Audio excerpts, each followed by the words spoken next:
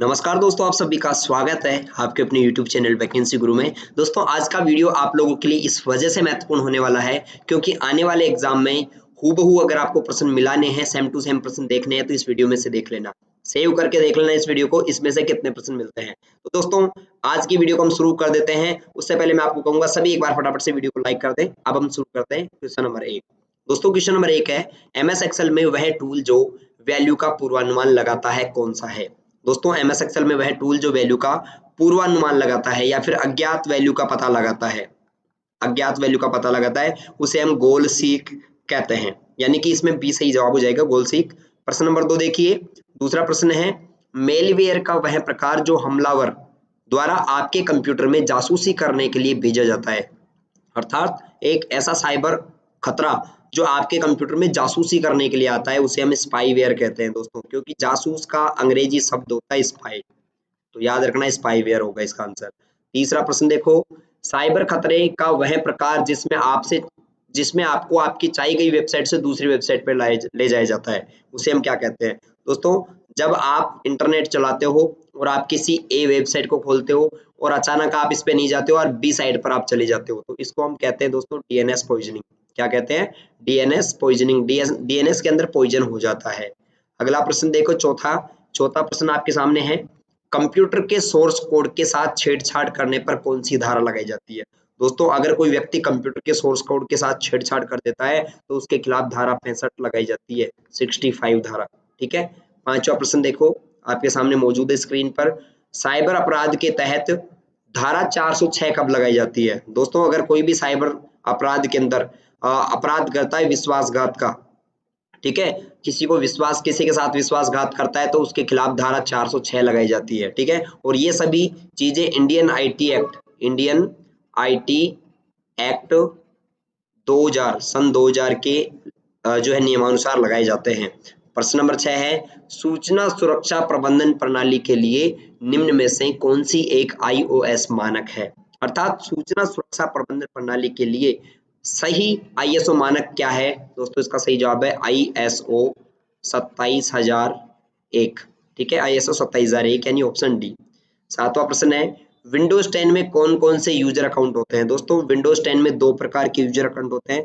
पहला है standard account और दूसरा है एडमिनिस्ट्रेटर अकाउंट, यानी कि ए और बी दोनों। यहाँ पर सी आंसर आप लोगों का सही है अगर आपने सी माना है तो। अगला देखो, एलसीडी प्रोजेक्टर को कंप्यूटर से जोड़ने के लिए कौन सी केबल काम में लेते हैं। दोस्तों, एलसीडी प्रोजेक्टर को कंप्यूटर से जोड़ने के लिए HDMI और VGA दोनों केबल काम में लेते हैं। एक बात और गौर से सुन लेना आप, VGA जो पिन होती है ना, केबल होती है, इसमें 15 पिन होती है। कितनी पिन होती है? 15 पिन कनेक्टर होते हैं।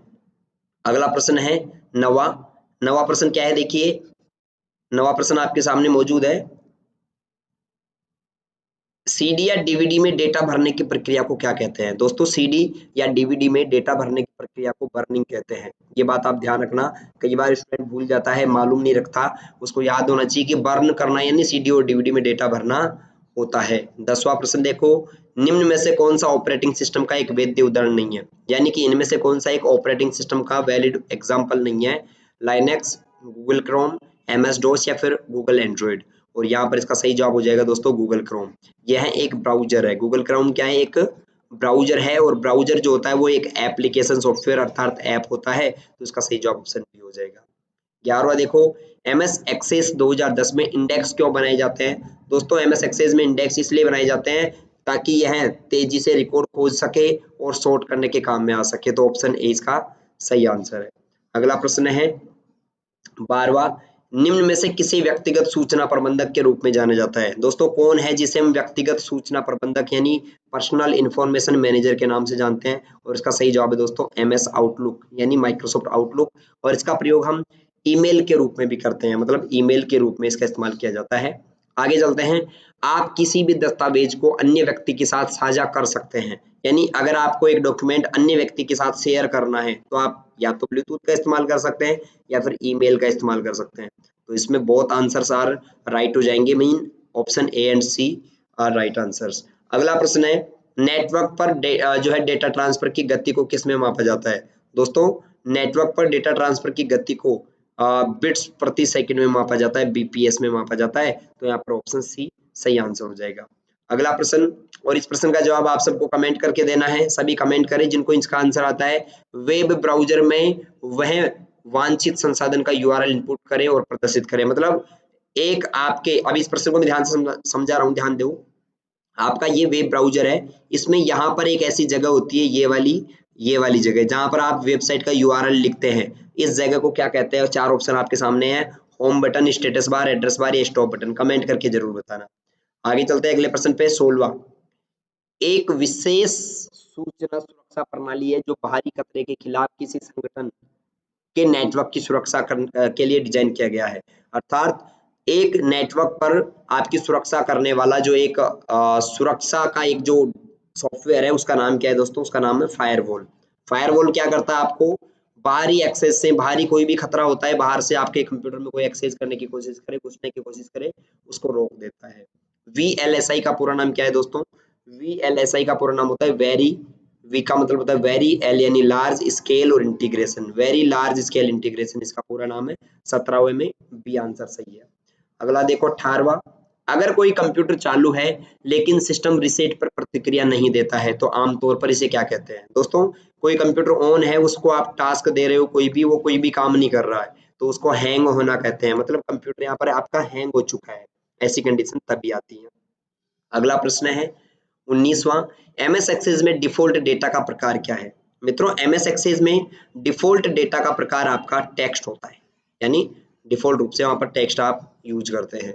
अगला देखो, अगला प्रश्न आपके सामने है 20वां। एमएस एक्सेल में मान लो कि सेल B1, B2 और B3 है। अब इनमें कुछ संख्याएं भी हैं, इनका आप औसत निकालना चाहते हो, यानी एवरेज निकालना चाहते हो, तो आपका क्या फॉर्मूला होगा?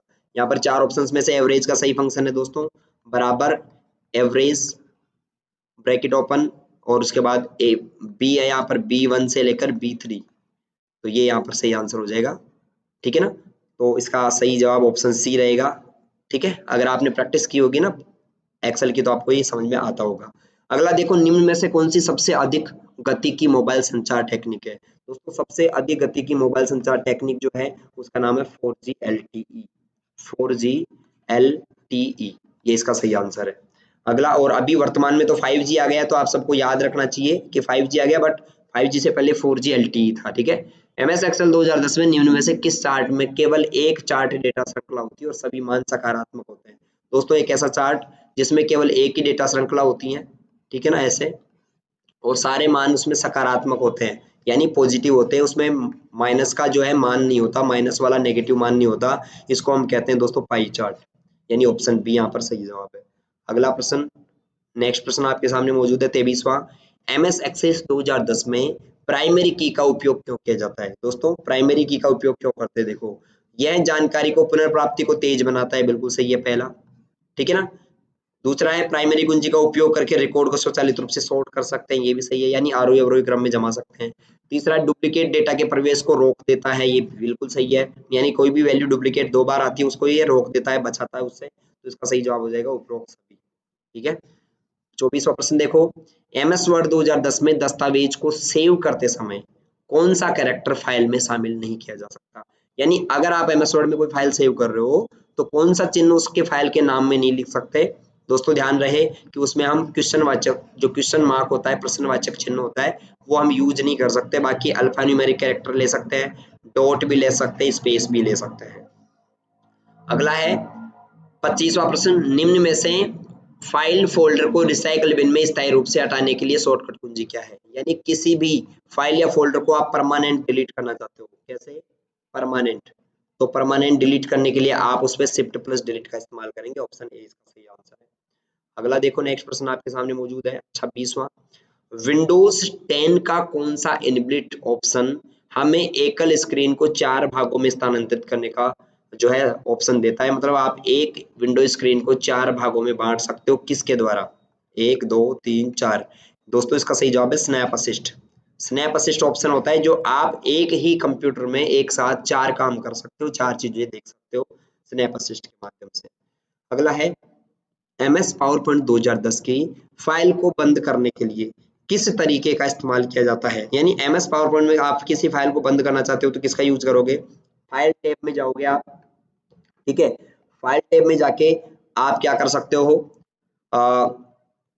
क्लोज बटन पर क्लिक करेंगे, पहला सही है। दूसरा है कंट्रोल के साथ W दबाएंगे, ये भी सही है। तीसरा है आप विंडो के ऊपरी दाएं भाग में दिखाई देने वाले क्लोज बटन पर क्लिक करेंगे, ये भी सही है। तो इसका सही जवाब हो जाएगा उपरोक्त सभी। क्या सही आंसर होगा? उपरोक्त सभी। 28वां प्रश्न देखो, पावर पॉइंट दृश्य जो कि केवल पाठ यानी टेक्स्ट या शीर्षक और बुलेट को ही प्रदर्शित करता है, कौन सा है? यानी एक पावर पॉइंट में ऐसा व्यू है जो केवल टेक्स्ट को ही दिखाता है, मतलब टेक्स्ट को ही दिखाता है, बाकी चीजों को नहीं दिखाता, उसको हम आउटलाइन व्यू कहते हैं। क्या कहते हैं? Outline view. अगला प्रश्न देखो, 29वां है, एमएस एक्सेल में खाली स्थान पंक्तियों और स्तंभों का प्रतिच्छेदन होता है। यानी एमएस एक्सेल में रो और कॉलम का प्रतिच्छेदन क्या कहलाता है? जैसे ये रो होती हैं, ऐसे कॉलम्स होते हैं, और ये एक दूसरे को जहां पर काटते हैं वहां पर क्या हो जाता है? वहां पर एक बॉक्स का निर्माण हो जाता है, जैसे ये बॉक्स बन रहे हैं। इनको दोस्तों हम सेल कहते हैं। क्या कहते हैं? सेल। तो यहाँ पर सही जवाब ऑप्शन सी रहेगा 29 में। अगला, आईपी का पूरा नाम क्या है? आपको ये बताना है कि इंटरनेट शब्दावली में आईपी का पूरा नाम क्या है दोस्तों। आईपी का फुल फॉर्म होता है इंटरनेट प्रोटोकॉल। Internet protocol. कैसा प्रोटोकॉल दोस्तों? Internet protocol. अगला, निम्न में से कौन सा विकल्प प्रस्तुति में एक से अधिक स्लाइड का चयन करने में सक्षम है? यानी आप एक से अधिक स्लाइड्स को एक साथ सिलेक्ट करना चाहते हो। क्या करना चाहते हो? सिलेक्ट करना चाहते हो एक से अधिक स्लाइड्स को, तो आप कंट्रोल के साथ प्रत्येक स्लाइड पर क्लिक करें। ठीक है ना। कंप्यूटर में अगर एक से ज्यादा फोटोज को, प्रोग्राम्स को, डॉक्यूमेंट्स को सिलेक्ट करना है तो आप कंट्रोल के साथ प्रत्येक पर क्लिक करें। अगला प्रश्न है 32वां, एमएस वर्ड 2010 में निम्न में से कौन सा विकल्प पृष्ठ की सामग्री के पीछे भूतित छवि डालता है? दोस्तों ऐसा कौन सा यहाँ पर एक विकल्प है जो पृष्ठ की सामग्री के पीछे भूतित छवि डालता है? यानी कि भूतित छवि यानी घोस्टेड टेक्स्ट डालता है, छिपा हुआ टेक्स्ट डालता है, इसे हम वाटर मार्क कहते हैं। क्या कहते हैं मित्रों? Water mark. अगला देखो 33वां, ऑप्टिकल डिस्क का उदाहरण कौन सा है? चार में से आपको ये बताना है कि कौन सा एक ऑप्टिकल डिस्क है। दोस्तों ऑप्टिकल डिस्क कौन कौन से होते हैं मैं बताता हूँ। एक तो होता है सीडी, एक होता है डीवीडी, एक होता है ब्लू रे डिस्क। ये तीन प्रकार के होते हैं, तो आपको ध्यान में रखना है कि यहाँ पर सी डी इसका सही जवाब हो जाएगा, ऑप्शन डी। 34वां देखो, एमएस एक्सेस 2010 विंडोज के शीर्ष पर दिखाई देता है और डेटाबेस फाइल का नाम प्रदर्शित करता है। दोस्तों तब तक मैं इसका आंसर बताऊं, आप सभी चैनल को अगर नए हैं तो सब्सक्राइब कर लीजिए और वीडियो को लाइक कर लीजिए। दोस्तों एमएस एक्सेस में सबसे ऊपर एक बार होता है जहां पर फाइल का नाम और फाइल का पाथ दिखाई देता है, इसको हम टाइटल बार कहते हैं। क्या कहते हैं? Title bar. और किसी भी फंक्शन में सबसे ऊपर वाला बार टाइटल बार ही कहलाता है। 35वां प्रश्न देखो, विंडोज 10 में विंडोज डिफेंडर क्या है? दोस्तों विंडोज 10 में विंडोज डिफेंडर एक एंटीवायरस होता है। क्या होता है? एंटीवायरस। यानी ऑप्शन इसका ए सही जवाब हो जाएगा, रियल टाइम एंटीवायरस। इसी प्रकार के वीडियोस पाने के लिए और RSCIT में टॉप करने के लिए आप हमारे चैनल को सब्सक्राइब करें और वीडियो को लाइक जरूर करें। दोस्तों मिलते हैं अगले वीडियो में, तब तक के लिए गुड बाय, बाय बाय, धन्यवाद।